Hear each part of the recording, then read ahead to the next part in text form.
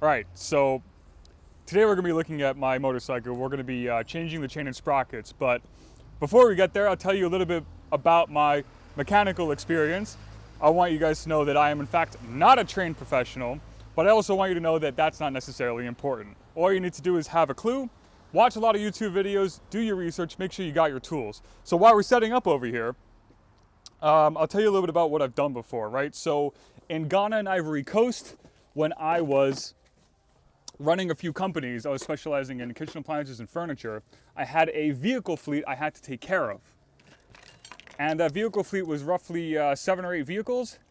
And as much as I love Ghana and Ivory Coast, the diagnostics of the cars was never fantastic. So I had to learn how to pick that up pretty quick so I could make sure the cars were repaired. And here's our new sprocket, by the way. I had to make sure the cars were repaired according to the right problems that were wrong with them. A lot of times companies would get, well, they would get ripped off basically because they didn't know what they were talking about and the cars were gone beyond repair. So I learned a lot about diagnostics. Then after I left Ghana and Ivory Coast, I moved to the States and I had a little bit of time on my hands. So I said, okay, let's buy a classic car to restore. So I went out, Facebook Marketplace. I found myself a 1973 450 SLC by Mercedes-Benz. It had a 4.5 liter V8. It had single overhead cams, and it was overall in a really bad condition. It hadn't been started in about 22 or 23 years. And it was generally a little bit of a rust bucket, but that didn't deter me. I got into it, I got the official workshop manual, I found out how I could borrow tools from another classic car restoration center by just being the friendliest, nicest person on the planet. It's not that hard. And I got all the free advice that I needed, which is fantastic. In the process of doing this car, I took off the cylinder heads, I learned how to adjust valves, I learned how to change different cams, I learned how to change the fuel pumps, the fuel filters, how to clean a gas tank and get all the rust out of it. The list goes on and on. So you can say, I know what I'm doing with my hands. Come on. Whoa! Oh my God, Nico! And that's important. On the other hand, I had another car, a 2004 Lexus RX 330 that was handed off to me by my pseudo-grandparents, the best people on the planet. I love them to death. And they gave me this car because they thought it was on its last legs. So I took it in and I spent probably the better part of $1,000 fixing it up. You know, I changed all the shocks, I changed the rotors, I got the brakes reconditioned, I changed all the pads, I did a normal servicing, you change the oil, you change the filter. The gearbox lines the transmission fluid lines were leaking. So I had to kind of take care of that. But overall, I took it cross country. I drove from New York to Utah, which is about a 2,500 mile journey, and not a single problem at all whatsoever. So that's my mechanical experience. That's why you should not listen to what I have to say, because I will not take liability if you screw it up. But I feel like I have more than enough experience and know how to get the job done. Okay, so we're gonna get started on this. And I want to start off first by getting it up on the rear paddock stand. And with that, these mounts are going to go right onto the paddock stands that are mounted to the swing arm. Sorry, these are aftermarket pieces. You can buy them anywhere. So first of all, I'm going to measure the distance between this one and the other one, which is exactly 35.5 centimeters. That way we know exactly what it will be when it gets on there. So this needs to be adjusted a little bit. This one needs to go a little in. Right there. Make sure that's a little bit tight, and then we're good to go. To get it up on the rear stand, you want to pull the bike towards you to straighten it out, but you want to make sure you don't go too far. You want to get the rear paddock lined up perfectly with those on both sides, and it's wrong. Getting the stand on is the jankiest part of the job. You just want to line it up nicely, which is not easy, while you're supporting the weight of the bike. Got the one on that side, get the one on this side. Once they're both level, put some pressure on it, and the bike comes right up. Now you got a nice, stable platform to work on, and we can get to work with getting this chain off. Step one, this is a bit of sharp metal. You want to get that out of the way.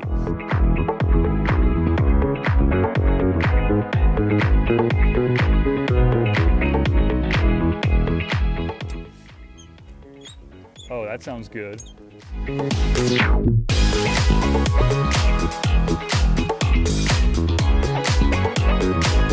You want to take this off. You want to have a nice place to put your bolts. In this case, we're using an aerial pod box. Go figure. Just don't eat them, please.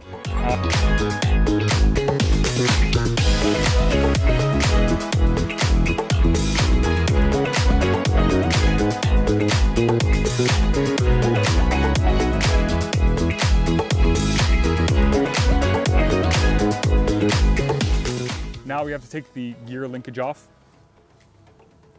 And there's a clip behind it, which I'm going to try to use the smallest tool of this to get behind it and get under it a little bit. So I don't know if you can see right in here. I'm going to come in a little closer. There's a clip right there, this one. You want to get that off. So it comes off backwards and then it twists. And I hope I can get the action. Hold on a second. There we go. Comes off and then it twists and then it comes out this way. So you see like that? It goes in and then it clips around. And then the linkage should just pop off. Of course, why would it? Because this bike is super crusty. Okay, well, whatever, we'll try that on this side. Same thing, take it off.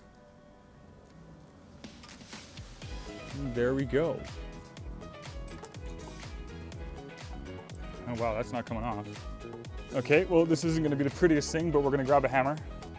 Let's pick this one and a bit of microfiber so we don't actually damage it. Let's turn that around.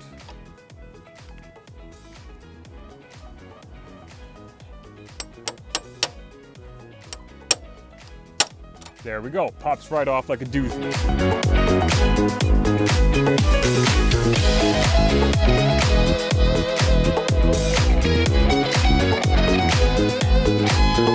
Now, don't worry about it, because if you see up in here, there's two dots. Those align with it, so you can just take it off and you know exactly where to put it back.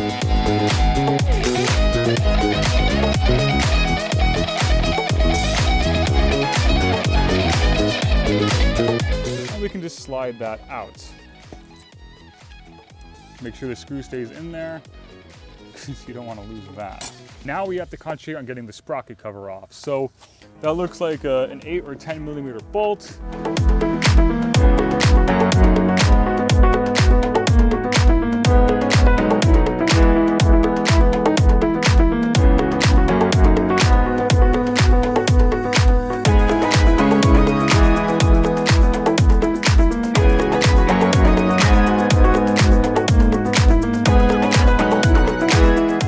So when you're taking the sprocket cover out, you're gonna realize that there's a bunch of cables up in here, so it's gonna be a bit janky to get out. And you gotta kind of tease it out like this. There we go. All right, and there you go. Look how gummed up and dirty and disgusting that is. It's also a good time that we get to clear that out. Now, one little trick I like to use when I'm working with a lot of different screws and bolts is to put them back where they came from. That way you always know exactly where they were. In case, you know, a lot of times these bolts are different sizes, different lengths, and you want to make sure you put them back where they belong. And so that way when we come back to doing this, we don't have, there's no guesswork whatsoever. First of all, when you get to this point, you want to make sure you got the right sprocket. So let's get this out of the package. Actually, well, we can kind of visually kind of check it out. It looks okay. Once you get out of the package, it's harder to return it, of course. So, you know, yeah, it looks pretty janked up to me. So that looks okay. It's 16T. You can see that. That's 16 teeth. I got the same thing. All the sprockets I got are made out of steel, so they'll last longer, but they're heavier, which means the rotating mass is more. So there we go. There's a new sprocket. We can visually compare and make sure they're okay. And you can see that they match and everything seems to be perfect. So we're gonna get that out of here. And then we're gonna have to break that nut, which makes me hope that we have The right size. The right size. Size. Shit.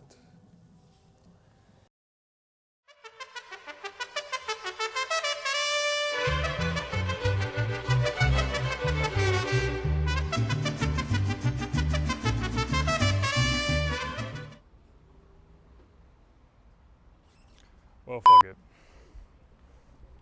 I'm sure you guys have heard of Murphy's Law, and it's when everything that can go wrong goes wrong. And so today we encountered quite a couple setbacks. I'm sure you guys saw the line at Halford's. That was pretty bad. That was an hour wait, so we decided not to. That was just to buy the consumables.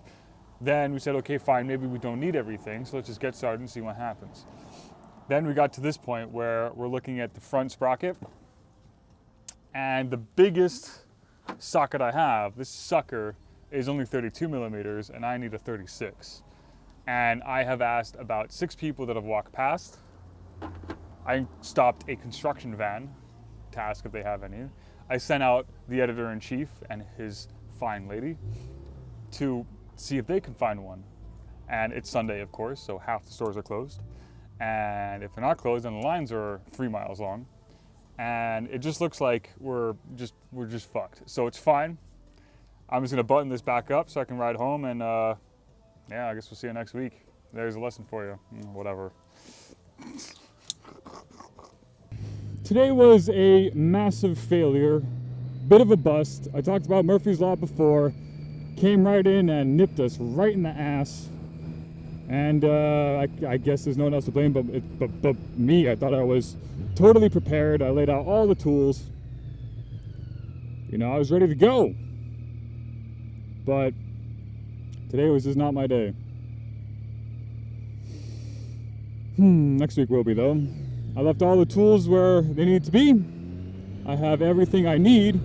The only thing I'm missing is a damn 36 millimeter socket. And I'm gonna find that sucker if it's the last thing I do. I still gotta adjust the suspension on this poor thing. I did so last time, but I haven't adjusted the front preload. That's a nice car. Old Corvettes have a special space in my heart. Maybe that's the American blood running through it. I can't say it's all that much, but just enough. Put a pushrod V8 in front of me, and I'll lose my marbles. Okay, maybe not, but at least the most of them are manuals, which I think is pretty cool. Woo!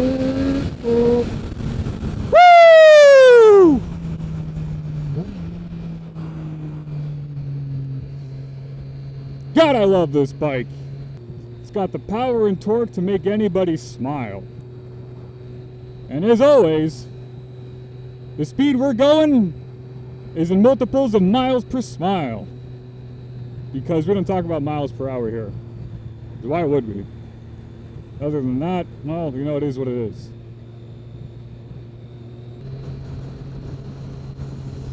So yeah, we're riding maybe a little over the mile per smile limit, but oh well, you know, it is what it is.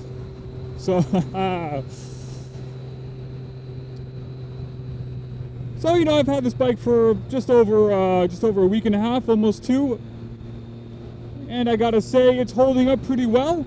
One thing in the UK you get when you buy online is this law called distance selling, where obviously you can't judge a vehicle's reliability based off of pictures or anything else online. There's nothing else except for actually using it. Oh, I love tunnels! Oh yeah, that's nice. So distance selling means that up to 30 days after you buy, you can send it back if there's something that was not as described. So when the bike was dropped off to me, the dealer actually handed it off himself, which I thought was very thoughtful of him. And he told me, frankly, that everything was perfect. Now, maybe he wasn't 100% aware of my mechanical background, but he said the headstock bearing, which is the one right here, that controls how the handlebars move, back and forth and turns the bike and is essential to the bike's operations, safety, and handling. And he said it was checked, everything was fine, and then, you know, obviously I got on to ride. I didn't do a test drive when he was there because I basically didn't want to validate that the bike was okay. So after they left, I went for a nice little ride, spent a couple hours out.